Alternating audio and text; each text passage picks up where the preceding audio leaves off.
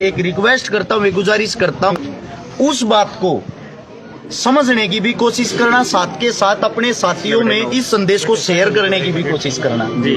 जैसे कि मैंने अभी बताया, राष्ट्रवादी जी। राष्ट्रवादी जो शब्द है उसको जब हम सुनते हैं उस पे अमल नहीं करते।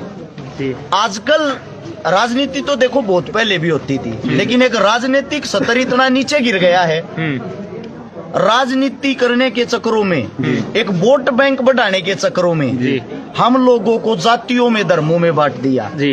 एक दूसरे को हम दुश्मन की तरह देखने लग गए। जी। जो यहाँ पे जितने भी नौजवान युवा साथी हैं, एक बात को समझने की कोशिश करें। जी। मैं अगर मेरा नाम हर्ष चिकारा है, जी। मेरे माथे में तिलक लगा हुआ है, जी। तो मेरे को सिर्फ इस चीज से जोड़ते हैं, ये 100% हिंदू है और हिंदुओं की बात करेगा, हिंदुओं की बात सुनेगा।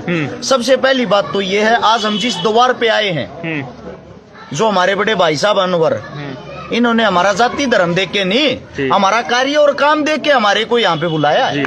जी। उसके साथ साथ ये हमारी वेशभूषा है या ये हमारा पहनावा है। जी। तो भाई साहब का जो पहनावा है, जी। मैं इससे क्यों चिढ़ रहा हूँ भाई? जी।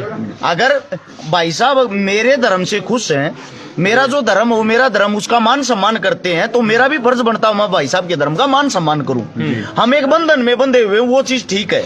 लेकिन एक जो गलत चीज है, एक सरकार, ऐसी सरकार है जो हाल फिलहाल चल रही है, जी। जी। इससे पहले भी यह सरकार थी, अटल बिहारी वाजपेयी जिस वक्त प्रधानमंत्री थे, जी।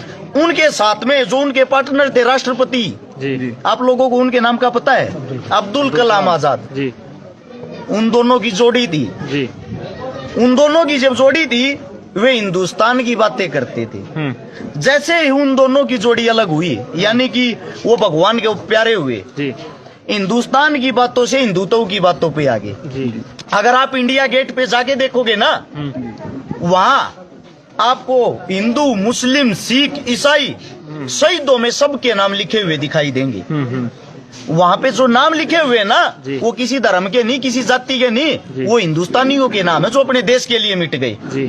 और आज का एक ऐसा वक्त आ गया है, हमारे को सिर्फ और सिर्फ आपस में लड़ाने की कोशिश करते हैं, और हम इतने बड़े मूर्ख हैं, सरकार जो चाह रही है हम वही कर रहे हैं। लेकिन मुझे अपने आप पर, अपने भाईचारे पर गर्व है। एक बात को लेके मैंने इस साल अपने भाईचारे के साथ मिलके 102 बहनों की शादी की, और अभी यह चीज कंटिन्यू चल रही है। 102 बहनों में जी।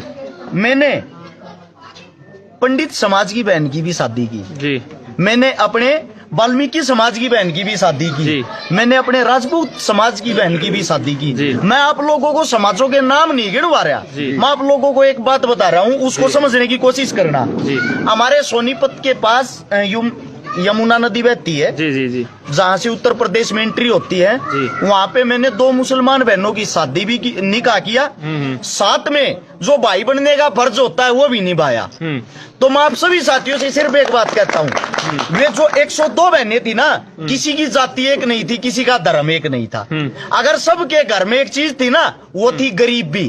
अगर उन्होंने हमारे से मदद मांगी तो सिर्फ और सिर्फ अपना भाई समझ के, और हमने उनका भाई बन के ही उनकी मदद की। यानी कि सच्चाई तो ये है, हम सब इंसान हैं। यहाँ पे मेरा भाई खड़ा है, इसका हाथ काट लो, साथ में मेरा हाथ काट लो, दोनों का रक्त लाल दिखाई देगा। जब हमारा रक्त एक, हमारा काम एक, हमारा देश एक, तो भाई हम आपस में क्यों बट रहे हैं? जी। सिर्फ एक वोट बैंक के लिए। जी। अगर भाई साहब को नहीं पता मेरा जो लक्ष्य है, मैं आज वो बताना भी चाहता हूँ, बार बार बता भी चुका हूँ। अगर मुझे किसी चीज से नफरत है तो वो है जाति और धर्म से। जो जाति धर्मों में बट रहे हैं ना लोग, उन चीजों से नफरत है। हम सब इंसान है, हमें इंसानियत से प्रेम करना चाहिए। जी। अब मेरे साथ में मेरे भाई साहब खड़े हैं, फौजी असलापुर, बड़े भाई साहब हैं, और इनके साथ में है दूसरे फौजी साहब, हमारे दम्मल फौजी साहब। हमारे फौजी साहब खड़े हैं, फौजी साहब 112 बार अकेले रक्तदान कर चुके हैं। दूसरे जो फौजी हैं 110 बार रक्तदान वो कर चुके हैं। उससे अलग है, कम से भी कम 6 लाख आदमियों का जीवन बचा चुके हैं ये रक्तदान करवा के। आज तक इस भाई ने ये नहीं पूछा भाई जिसको रक्त की जरूरत है उसकी जाति क्या है, उसका धर्म क्या है। जब हम जिस वक्त बीमार होते हैं, हॉस्पिटल में जाते हैं, क्या आप लोगों ने कभी ये पूछा जब आपके नजदीक मौत होती है, सुनो भाई मैं सिर्फ अपनी जाति के डॉक्टर